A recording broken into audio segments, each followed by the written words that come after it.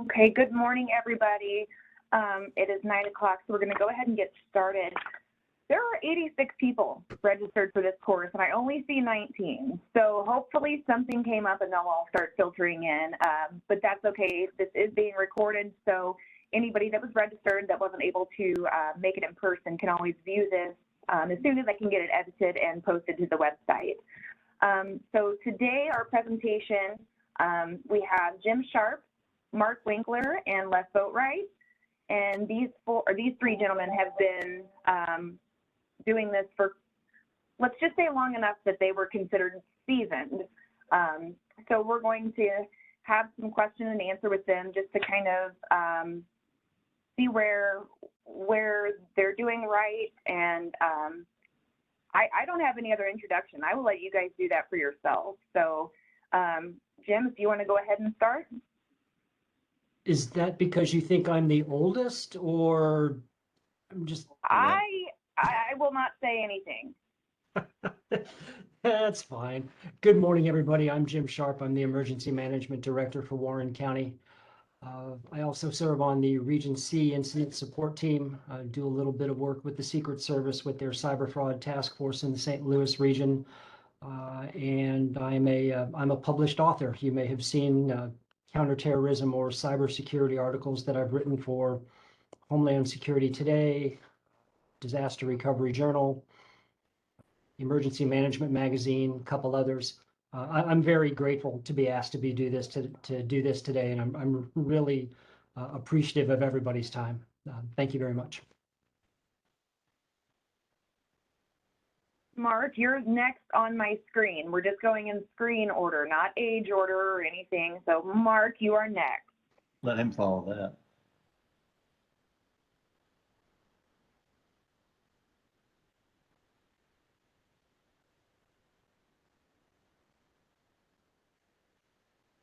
Good morning, Mark Winkler.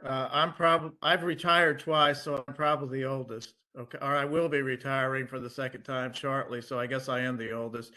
I'm currently the County Emergency Management Director, or the Office of Emergency Management Director in Cape Girardeau County. Prior to that, I was the SEMA Regional Coordinator for Region E for 28 plus years. I see there are a couple of coordinators on with us today. I guess you could say I'm the prototype. I was the first regional coordinator, field coordinator, way back in 1990. From that start, we added three regional coordinators in 1995, Springfield, Kansas City, and St. Louis. And, it's grown to where we're at today. I thought that the regional coordinator concept was an excellent idea for SEMA to put field people in among the locals so we could interact with them. As I said, I'm the county director, and I plan on being the county director for 302 more days. Thank you. And again, like Jim, I appreciate the opportunity to talk with y'all and just maybe impart a little bit of that wisdom that we've learned over the years to help you guys with your emergency planning. Thank you. I guess last but certainly not least, Mr. Les Boatright. Yep, Les Boatright here. Hope you can hear me fine. I'm tough act to follow with these two gentlemen, but I am glad to be here too. I think this should be retitled the What Not to Do episode. We've probably been there, done that, learned that, and don't want to do it again, but unfortunately we seem to repeat our same mistakes sometimes. I was with Kansas City Power and Light for 33 years, ran their emergency management, mutual assistance, business continuity programs, took early retirement because I could, and then went to work for Central Jackson County Fire Protection District for about 4 years as their emergency management director. So it was interesting to see it both from the public side and the private side in my career. Really glad to be here today. I've spoken at several national conferences on mutual assistance, business continuity, emergency plans, things like that. So I've got quite a varied background. And if we don't get your question answered today and you've got some burning question, I'm sure there'll be a way to reach out to talk to any of us. We'll be glad to work with you, answer questions in the future. So thank you. Ashley, it's yours. Okay, and I just want to let everybody know too, everybody can see the chat. So if you want to throw your questions into the chat, we do have a list of questions to go over, but feel free to, any question that you might have, throw it in the chat. And if our hosts cannot see it, I will see it and read it back to them. So I guess the first question, we've already kind of gone over, introduce yourself and your experiences in EMD. So what are your general thoughts regarding local emergency operations planning, positives, lessons learned, things we can improve on?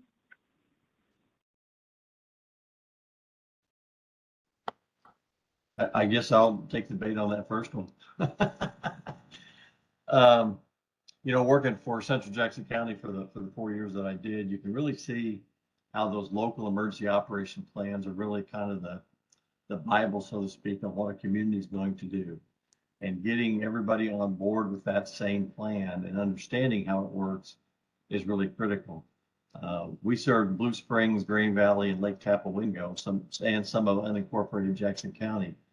And it was really encouraging to see the city councils get behind the plan and really take it to heart. And, you know, we got the promulgation form signed, so everybody was going to follow that same plan. And then if we needed to do a drill or an actual activation of that plan, there was no hesitation. They all understood we did have a plan and we were going to follow it. Now, flip that over to my corporate world. When I worked for KCP&L, we had a great plan, but every time we had to activate it, it seemed like somebody had a better idea. And when you don't follow your battle plan or what you intend to do, chaos ensues. You waste resources, you waste time. And so my big thing that I learned from it is have a good plan, you know, keep it up to date, exercise it regularly, and make sure you follow it. That's all valid, and I'll just follow up with that if I may real quick. It's been my experience that a lot of folks, if they've not really been involved in the planning process previously, or if their experience is limited, they look at that EOP as tactical direction. That I'm going to open up this book and it is going to tell me what to do. And in most cases, no, it won't. It's going to tell you what you're responsible for, but how you carry out those responsibilities remains up to the individual agency, up to the individual department. And that's a challenge that I've had to face here, because we do have municipalities that I found don't have any EOP. And we're working through that development process right now, but we have a lot of folks who think that is the end all for, I'm going to open the book and it's going to tell me step by step what to do, and it's just not. But that onus is on us to make sure that folks understand that this is what the plan is for, and all this other stuff is what the plan really is not for, and give them that realistic expectation.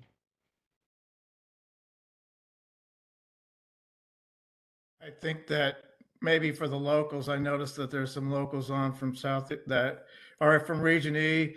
One of the lessons that I've learned over the years is that you can't be, it's not that daunting of a task. If you try and do a plan in one day, you're going to be overwhelmed and consumed. So you take a little bit at a time, you get a planning team together, and you develop it over time. Again, based on lessons learned or experiences. One thing that has truly helped me as a county director is to go in with into the setting with a organizational chart. Let everybody know where they're at in the org chart.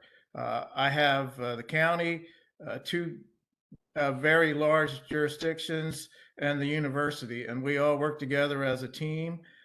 We've developed an organizational chart going into the COVID experience that gave us an umbrella from which to operate under. as well as provide everybody with the autonomy they feel like they need to operate with their own jurisdiction.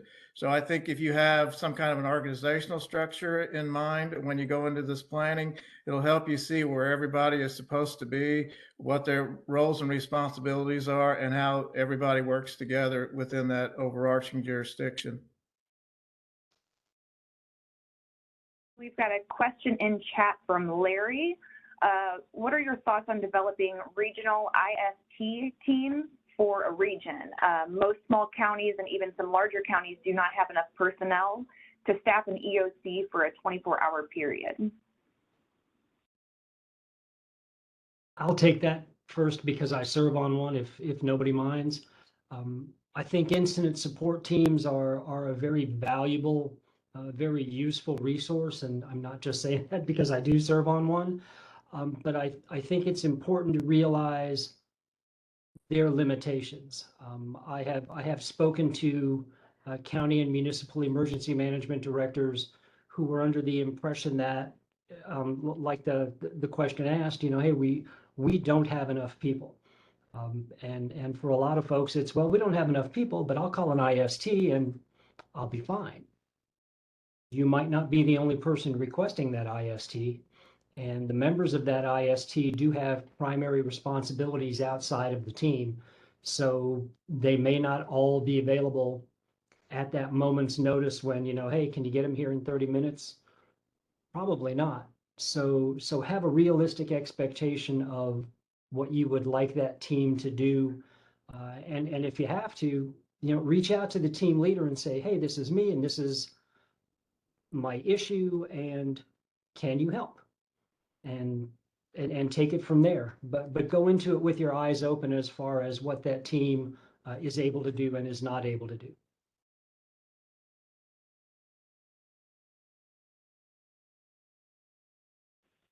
Mark or Les, do you have anything to add to that? I think on the IST concept, they were starting to do that here in the Region A about the time I stepped away from KCP&L.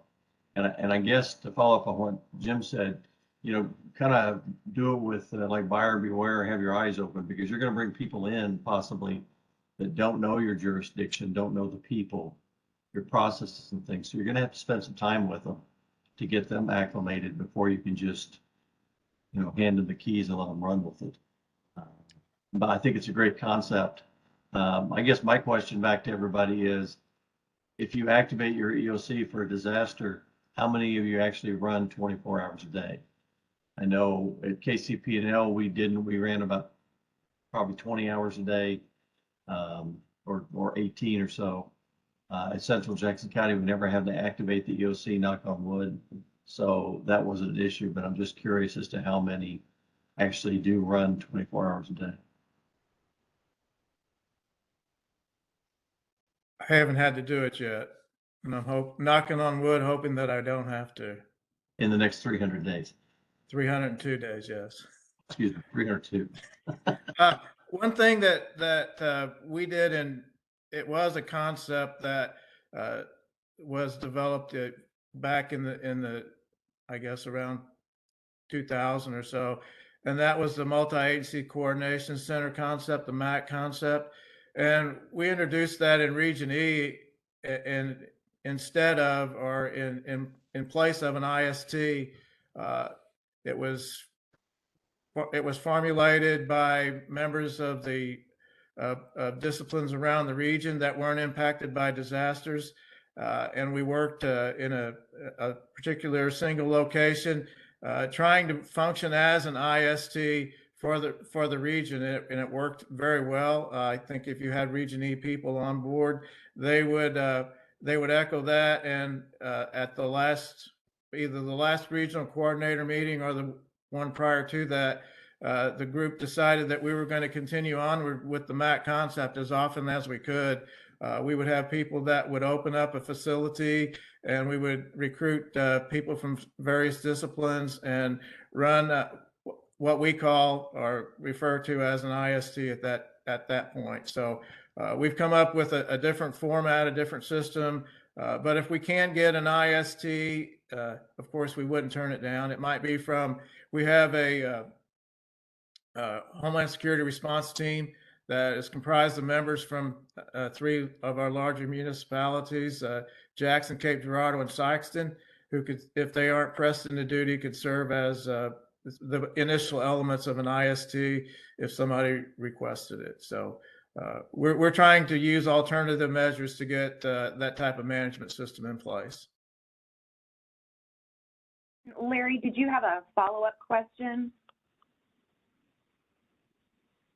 Oh, your hand raised. Yes, I'm in Region F, and we were working the, we called it the FMAC concept for several years when I first got on, and we also thought it worked very well. We did not have to ever activate on a real incident, but we did train as a group doing it. Most of it had to do with the EMDs in each of the counties and cities. And we found that by doing that, we were all working together and we were on the same page.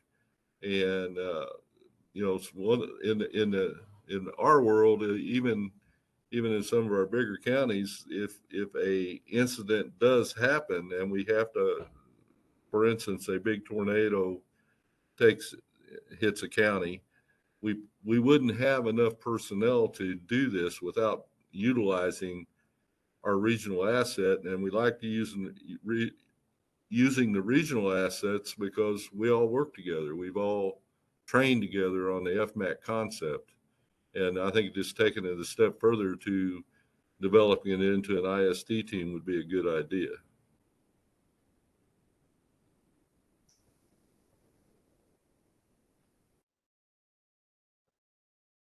Yeah, at the risk of beating a dead horse, there really is no substitute for knowing the people that you're going to end up working with before they walk through the door. And I know we've harped on that for decades, but it really does pay dividends.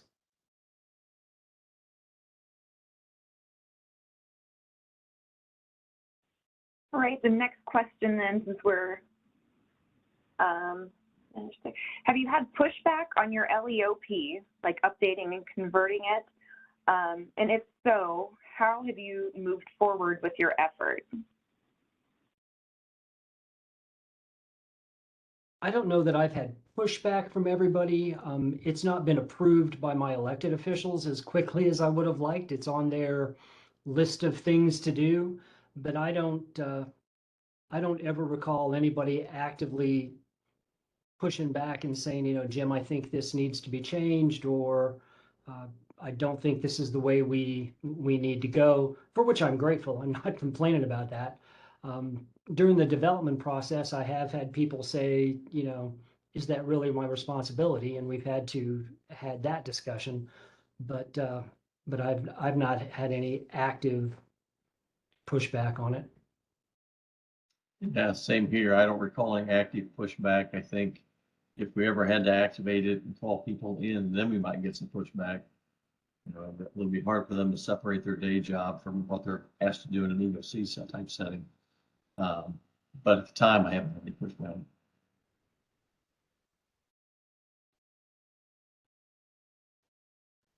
No pushback in Cape County. I've got 3 excellent commissioners that understand emergency management.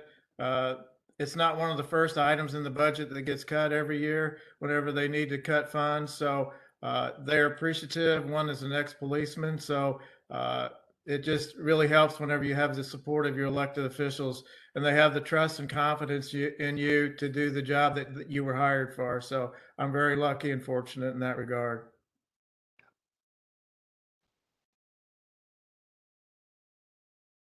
What sort of training, if any, have you had for EOP development?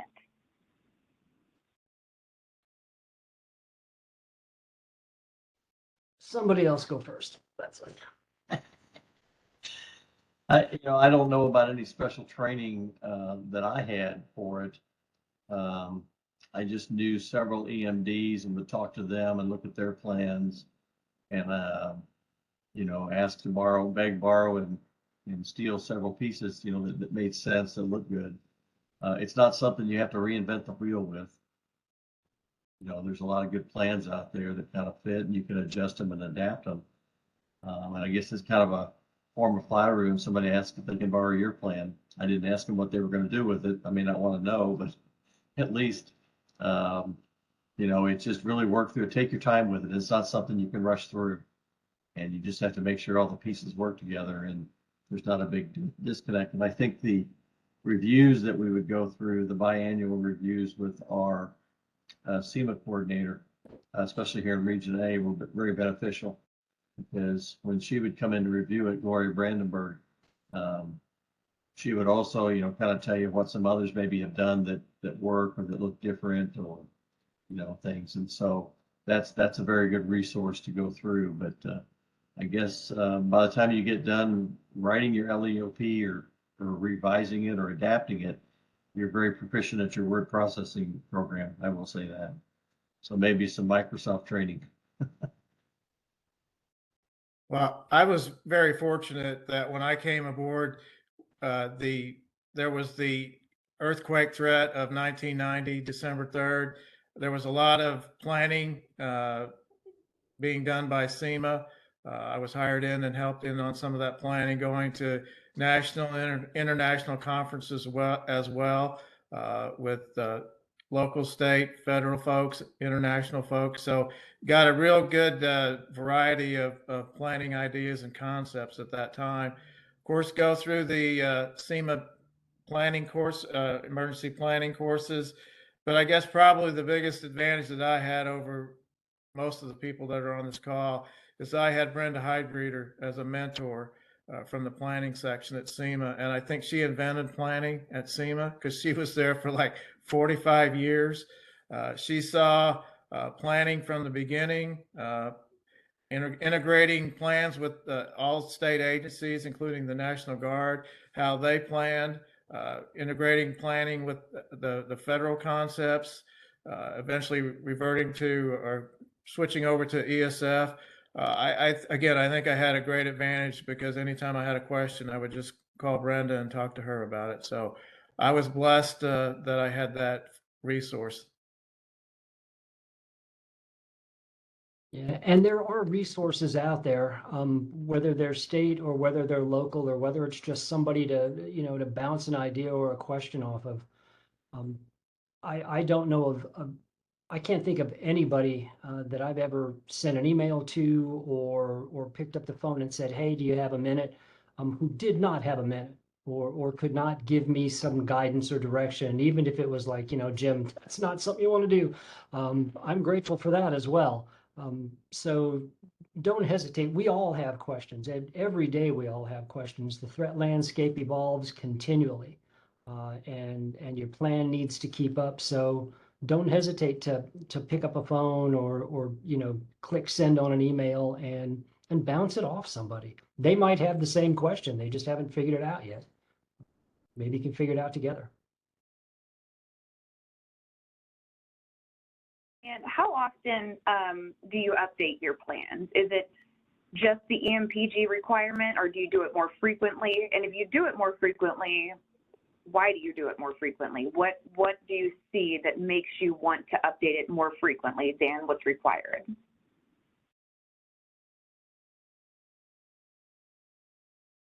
I tend to do it a little bit at a time. I think I just alluded to threat landscape, and that's a big part of it. I mean, even if you only publish officially biannually, there are little bits and pieces that you'll put in or take out, even just simple things like key personnel changes or stuff like that, where it's just sort of a constantly evolving basis. Sometimes it'll be something glaring. We didn't have any contingency for a cyber attack. We had no contingency for continuity of operations. So those things needed to be added to that plan well before it was due to publish biannually.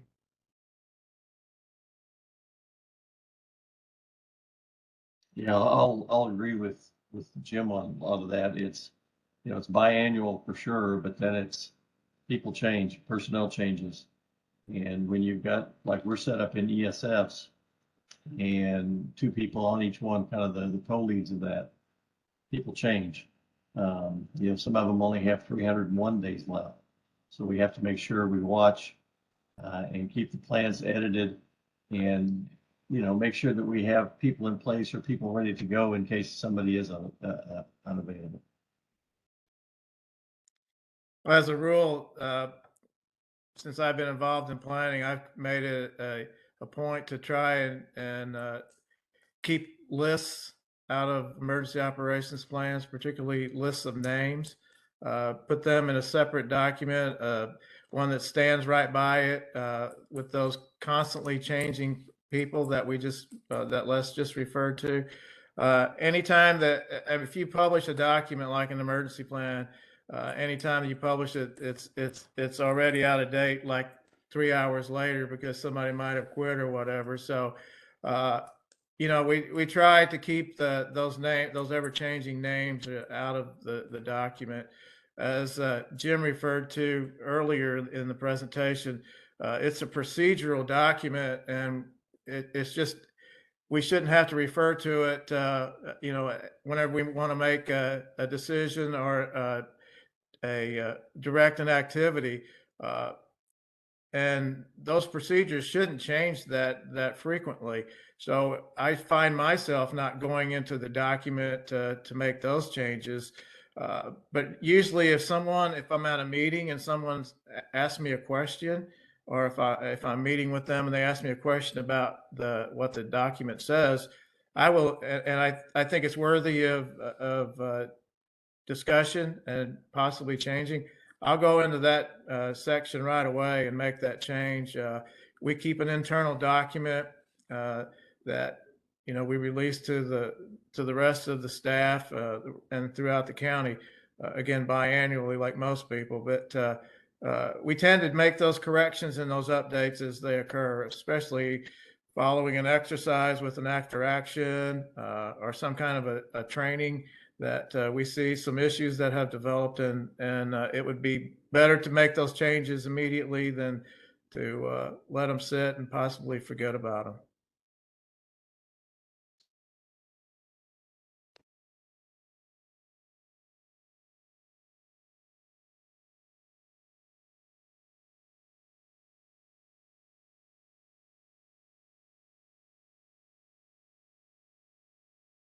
Thanks, Les. Sorry, I had to go off camera to provide the link for somebody that wasn't able to get in. The next question, we don't have anything in chat now. Do you follow an organized planning process for your plan updates? If so, who participates on the team? From the planning process, what are some lessons learned, best practices?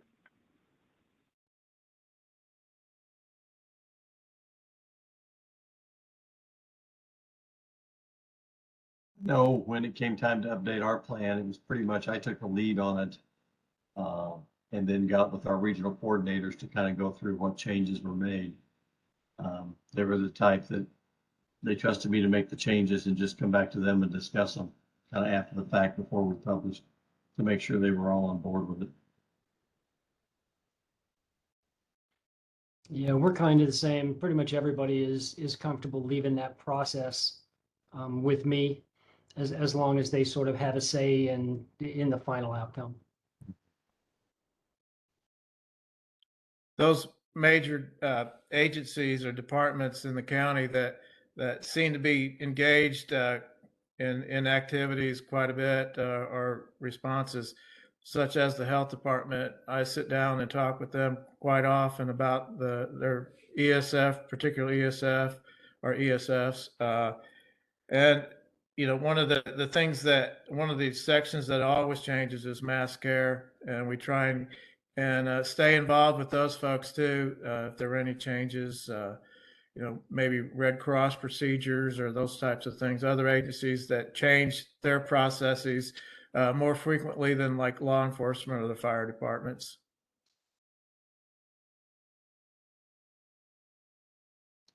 And does your city have separate plans from the county, or does the county have separate from city, or are they all county level processes? That is a mixed bag for us. The county clearly has the county EOP. Some of our municipalities have their own plans, although one of them was just the county plan in a different binder with a different name on it. And at least one municipality doesn't have any and wasn't aware that they needed one. So we're working through the development process there, but it's again, for us, it's a mixed bag. Yeah, for CJC, when I was there, they had the plan for the cities. And then Jackson County has their own plan. Now, I worked with their EMD at the time to make sure that we were kind of in lockstep. You know, if we had anything in our plan that referred to Jackson County, we wanted to make sure they had a connection there to go into, or that it actually made sense to do what we were saying. So we did work with them, but they were separate plans. Cape Girardeau County, the cities of Cape and Jackson have their own plans. The university has its own plan. The county has a plan. And we cover those smaller municipalities of anywhere from 40 to 75 people under the county plan. But that's always in conjunction with the chief elected official, who also doubles as the emergency management director in most cases.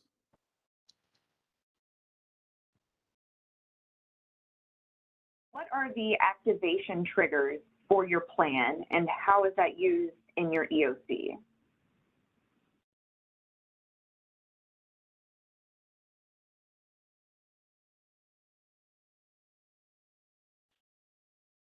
The Cape Girardeau County has an appendix to our ESF 5 emergency management for EOC activation. And we follow the same levels that the state does, levels 1 through 4 for activation. The process that we use, we call in as needed. We don't, there's two schools of thought.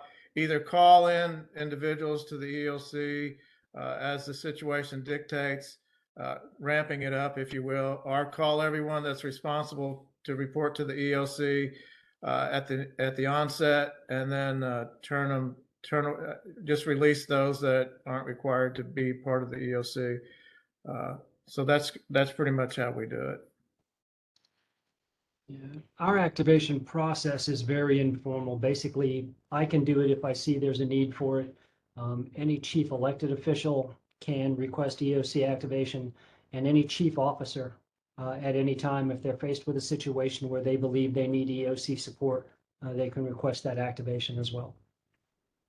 Yeah, we follow the model Jim's talking about too.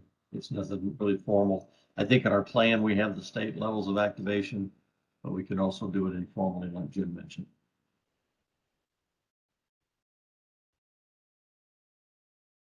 Is your plan based on emergency support functions or annexes?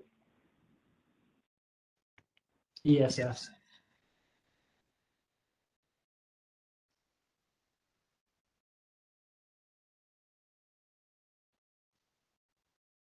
And did you recently change to the ESF format?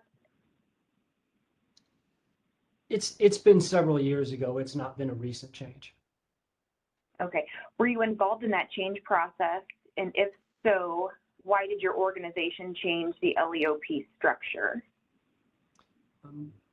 The plan was already in an ESF format when I came to this county, but for the plans that I was involved in transitioning, it just seemed a more logical way to do things, and that is strictly my opinion. That is nothing but. But I've been in the profession long enough to remember when we had very specific plans. Planning was like what we did, and we had great plans. If it was an F5 tornado, we had a plan. If it was an F4 tornado, we had a plan, and they were big shiny books with lots of pictures and graphs and charts. And it was awesome until Mother Nature decided to not match the book, and then we ended up starting from scratch. And I think the ESF function or format, pardon me, sort of took that possibility away. No matter what the incident is, certain people have certain roles to play, and that's the benefit that I see in it. Yeah, Central Jackson County was ESF based when I got there. And for new people coming in, to me, it was easier to explain the ESF concept than really the annex based. It was more logical. They got grasped the concepts a lot quicker. And it just, it was, more fitting. Todd Farley, who was with Central Jackson County when the plan got converted to ESF, and then he went to work for the state as the operations section chief when the state went to ESF. And so he had a copy of our plan that he kind of used to base what he did down at the state level. So we did the ESF. Before I got there, it had been done probably, I'm going to say about 8 years ago that way, maybe a little longer. And it just makes sense. I converted the county's plan in 2017 from functional annexes to ESF, primarily because there was one jurisdiction in the county that had already converted. Cape Girardeau was in the process of converting. The university was in the process. The state was already converted to ESF, and of course the federal government. So anytime you try and communicate between those various levels, you need to be talking off the same sheet and the same procedural concepts. So that's mainly the reason that I decided to convert, is just simple. And Mark, when you converted, was there some template that you used, or did you use some other source to convert? You beg, borrow, and steal anywhere you can whenever that happens, I'm telling you. I had mentioned the org chart earlier, and I think, however you tailor your document, it has to fit your org chart and what you're trying to accomplish based on the personnel that you have. You can make it an ESF plan as complicated and complex as you want, or as simple as some of the diagrams that the organizational charts we used to see in the functional annexes, about 8 boxes, and this annex does that and that annex does that. It's the main idea, as I said, is procedurally, it's an ESF plan. It's pretty much the same tasks are assigned in each ESF. If it's the fire service, those processes, the general processes or procedures don't change. You just have to develop specifically for your jurisdiction. So if you get the basic template from, I borrowed the city of Jackson's to develop the county. I mean, the city of Jackson's within our jurisdiction, but there's always King County, Washington, which is always a great place to view templates from. I mean, there are other jurisdictions in Missouri, like Springfield, Greene County, that were a good example. You can just pick a good jurisdiction that has been in the business of ESF planning for a while. Take the basic template and just kind of look and see what agencies you have to fill those roles that are required in that particular ESF. And as I alluded to Brenda Heidbreeder before, Brenda said, if you put something in one ESF or annex, you got to sit there and think, okay, does it affect another annex or another ESF when you do that? So you're constantly going from one ESF to the next, trying to make sure that you haven't forgotten any of those roles and responsibilities that may be covered under one ESF, 2 ESFs, 4 ESFs. It's kind of like putting a puzzle together, and it takes a while to put all the pieces together. But that's probably the biggest, one of the biggest hurdles in emergency planning, is putting all those pieces together so that you don't miss anything. I'm kind of going off script here, but do you guys ever get together and, all of the ESFs get together and sit down in one room in one place and just kind of hash it out? Like, this is how it's going to affect me, and it might also affect this group or anything like that, or is it just working on it on your own and then reporting back to whoever it might impact? For me, it was better to work by myself, and then present what what you've masterminded, if you will. Some people say, "Oh no, that's not my responsibility. You give that to somebody else." And I'm like, "Okay, well, let's talk about it." So uh, it's again putting pieces together. Sometimes it's trial and error. See who the best fit is. Sometimes it's not just positions. It may be the person themselves. You know, the personality that may fit that role or may not. So it takes time to develop it. That's for sure. And I think at least one of the lessons I learned early on was my plan, even though it has to work for me, but it can't burden my neighbors. We share a lot of fire districts across county lines. And if my EOP says I am going to use all these fire districts for whatever, what does my neighboring jurisdiction have that same fire district doing? Are we both tasking that district 100% with what we want to do, to the exception of somebody else? That's not going to work. I'm not going to get the performance out of that agency that I expect. And that's not their fault. That's my fault because I didn't check. I didn't check with that agency and I didn't check with my neighbor. So I think there's a coordination element that sometimes doesn't get the attention that it should until maybe something goes wrong. And then it's like, oh, I should have done that, you know? Yeah, I think here in Region A, one of the things we had done a few years ago was at some of our monthly meetings, each meeting we identified one LEOP or one group that had written one, and they did a presentation on it, so that everybody that maybe touched that plan through a neighboring jurisdiction or whatever would kind of see what they were planning to do, and it kind of gave everybody an idea of what everybody's plan looked like. And then they could kind of discuss some issues maybe that overlapped or that touched each other. Some, MOUs came out of it, memorandums of understanding, memorandums of agreement, things like that came out of those presentations that weren't there before. So it helped kind of, put the net together, for a much wider area if they ever had to use it.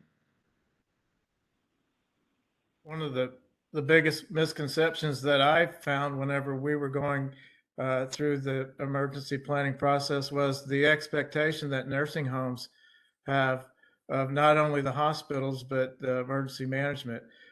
Most of their plans said, "Oh, we're going to ship our patients to the hospital," or else, "Oh, the emergency management director is going to bring a generator to our facility immediately, and blankets and cots and whatever else they needed." We had to squelch that misconception quickly, and thankful to that, the nursing homes have actually, and we have I see we have a state nursing facility on board, but they have started looking at their internal plans and coming up with other resources and procedures. Hopefully they can do most of those on their own, but if not, they've been making resource lists and contact lists of those that can help support their operation if they're in need. So you might want to look in your plan to see if there are any expectations such as that you would be overwhelmed with whenever they call you and say, "I need a 80 kW generator," and you're like, "Sorry." So do we.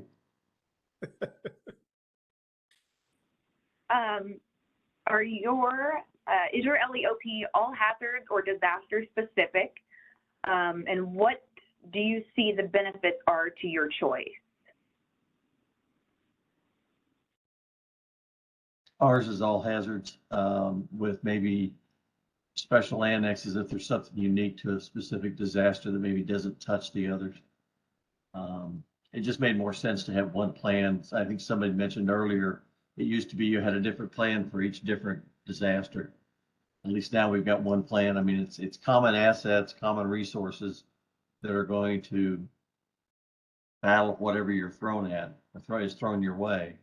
And so it makes sense to have one plan with just subtle differences, maybe in annexes that you don't reach. And you really have to take a look at, I teach continuity of operations and things like that for Park University for graduate school.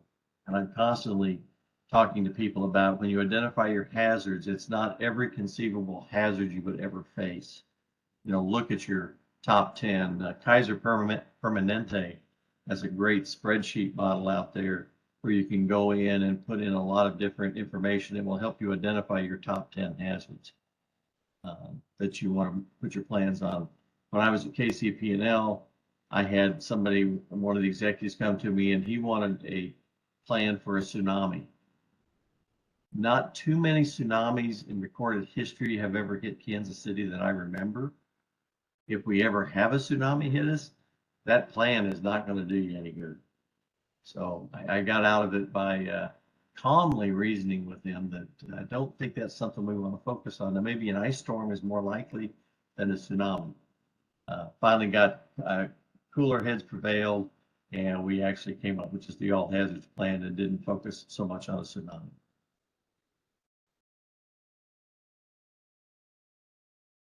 The old planning axiom that I came in under was plan for the worst case disaster, and all the other disasters that are lesser than that should be a piece of cake.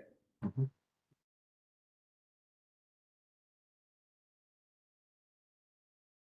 Yeah, ours is also all hazards for the same reason. It's, you know, the resources are going to do what they need to do regardless of what's going on. How often do you exercise your plans and do you conduct after action reviews? We try and get at least one big exercise a year, and we always do an after action. But I also sort of make it a point to activate the EOC and that part of the plan whenever I can, just to get people accustomed to that level of support being out there. Yeah, in like CJC's jurisdiction, they had never activated their EOC. So doing a drill where I actually activated it so they would come in and understand the process was extremely important, more so than trying to do an exercise on a tornado or an ice storm or something like that. It was more about operational. You know, what are you going to do when you get that call to show up? Do you know where to show up? You know what your role is. So we went through that. So it's baby steps first, just getting familiar and comfortable with doing that. Since we converted our plan over, we've been doing a lot of internal training and also discussing with the other jurisdictions how our plans meld together. And we're right now in the planning stages of a countywide exercise. Tabletop is scheduled for October, and the functional is probably going to be moved back in the beginning of next year. So we're just now getting into the exercising phase. Had to get our plan squared away first, and trained. Everybody trained on it before we wanted to exercise. Yeah, and I think the second part to that question about the after action review, anytime you do your exercises or even real activation, that after action report is so critical. Because why go through all that effort if you're not wanting to learn from it and documenting it? You know, there are things people, when you're doing your after action review, they'll throw it out as just say it and not realize that maybe that does solve a problem. But then as the emergency manager, I would take, once we identified all these issues and people said, well, we fixed that problem, I made sure in the next exercise we tested that, whatever it was, idea or concept that they said was fixed, to make sure that it actually worked. That's the best way to test those solutions rather than doing it when you're in the heat of the battle and it doesn't work, and then you start over. So, but if you can test your after action report improvement plan, test those things before you actually have to use them. It's a great way to do it, just to make sure things are going to work the way you think they are. Yeah, I agree. Don't do the after action just to check a box. Yeah. So other than the one and only Brenda Hydrator, who would you say some of your EMD mentors are for both planning and non-planning? Can't mention Brenda.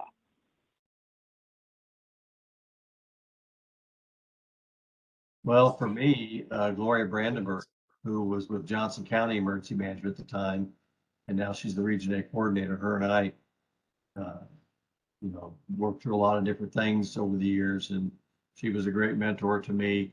Another one was Matt May, who's the EMD for Wyandotte County in Kansas.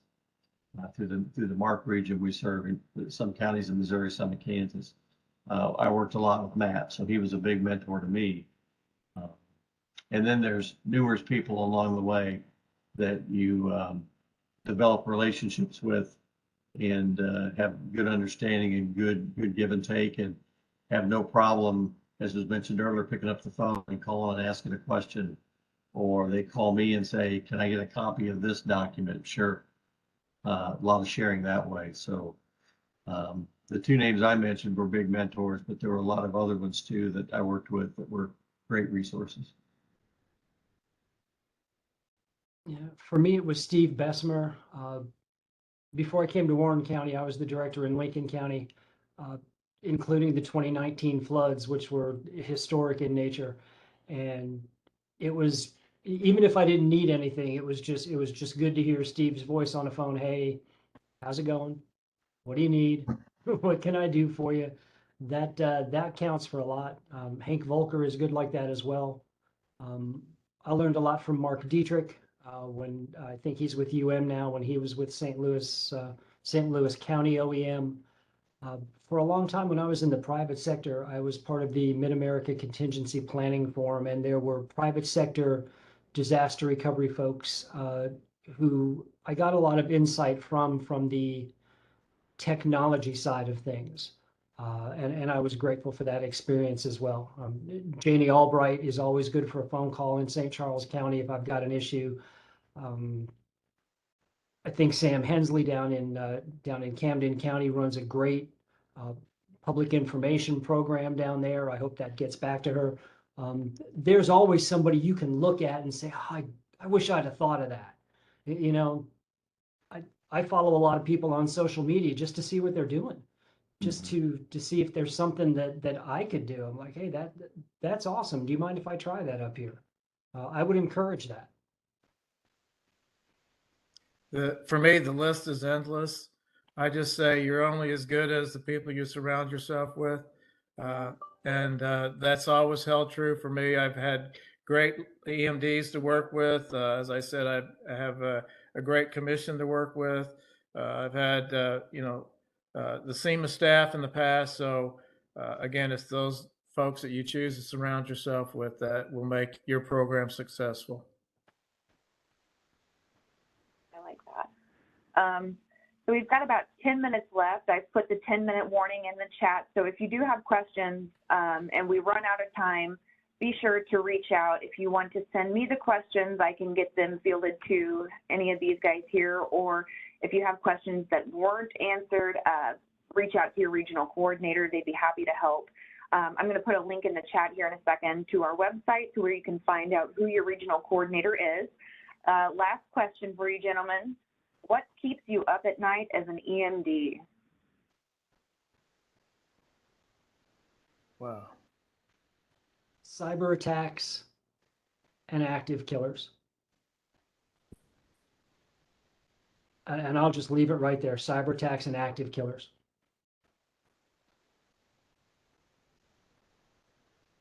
I've been at this emergency management gig for over 30 years, and it doesn't matter what time of day it is. It doesn't matter what holiday it is, usually the 4th of July, something's going to happen. And the thing that I fear is that I'm going to miss a phone call, miss that warning. I carry 2 phones with me every day, all day long. They're beside my bed. I haven't missed anything, catastrophic. At this point, it's like when we had a SEMA director years back, they were always leery of earthquakes, and he called me like at 3:15 in the morning, and he said, "Winkler, we had an earthquake."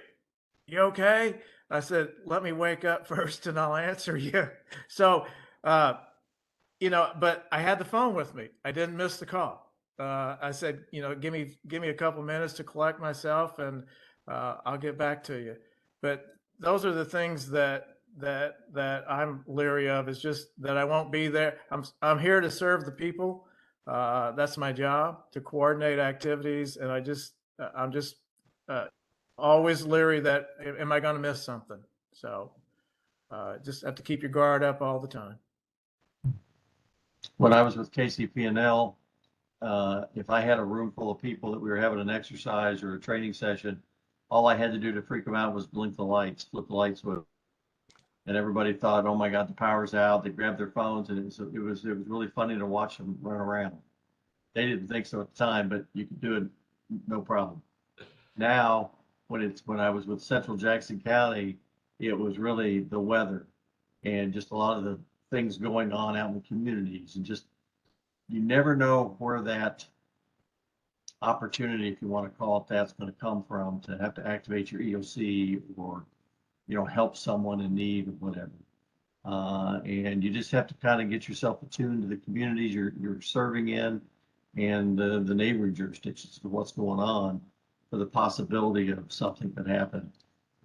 Back when the Royals were in the World Series in 2014 and 2015, anytime Kansas City would open up their emergency operations center, and they did quite a bit for all those things, I would open the KCPL EOC just to have it on standby in case we had to activate really quick. And that kind of took some of that fear of the unknown out, because I was already there ready to go. But you get that call in the middle of the night, or that you don't get the call, as Mark said, you miss it or you don't hear it. That would kind of keep me up at night, making sure that I could be communicated with in a moment's notice. And everybody's like, well, you're not that important to the cogs in this whole thing. But no, but one key person misses that call, they can't get things started in the right sequence. And then you may have to do some backtracking down the way because things didn't start off correct. That's when you have to really be attuned to what's going on, and make sure you train people. And like Mark said, surround yourself with some great people. All right, well, we've got a few minutes left. I'm going to stay on until a little bit after 10, just in case people didn't want to come on to ask questions and they're still typing them. Thank you guys. Thank you guys so much for taking time. I know you're busy. Very insightful. I learned a lot. And thank you for what you do every single day. It's great stuff, and we really, really appreciate you being here today. Thank you. Thank Thanks you very much, and thank all of you. Right. I'm so grateful for this. It's just a good deal across the board. Well, some of the folks that are on, I recognize a few folks. It's not a glorious job to be an EMD in a town of 100 people. As I said, your budget is probably the first to get cut all the time. I just appreciate your willingness to serve, your commitment to emergency management, your commitment to learn, and your commitment to make your community better and safer in the long run. So thanks again for the opportunity. Thanks for all you to participate. It's been a pleasure. I like these guys too, appreciate the opportunity to do this. I also appreciate every one of you out there who have this as a profession or other duties as assigned. Sometimes that's what you get. It's amazing when I go out and talk to folks and I say I was an emergency manager, and they're like, "Yeah, what is that? What do you do?" And so you try to give them the 30-second elevator speech of what you do, and they probably walk away going, "I still don't know what he does." But I do appreciate, Ashley, appreciate you facilitating the day and coordinating this whole thing. So thanks, everybody.